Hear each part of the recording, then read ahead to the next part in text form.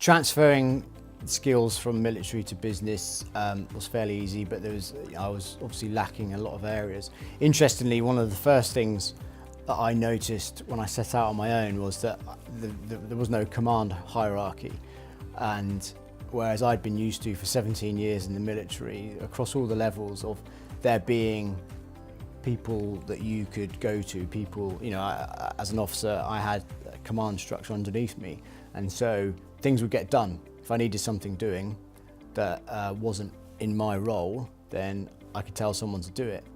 Going into business on your own and starting out, you don't have that luxury, and I had to do everything myself. Well, I certainly had to learn how to do things to the best of my ability before I could then find someone or find a company that could do it for me. But obviously with cash flow being difficult, you end up doing all those jobs yourself, or I certainly did, in order to save money. And so I suppose that's, where the big thing I was lacking was that, or I missed, was the ability to have people to assist. And I suppose that's where I learned one of my early lessons is, don't be afraid to ask. If you don't ask for help, then you're not going to get it. What's the worst that can happen? Well, they'll turn around and say no.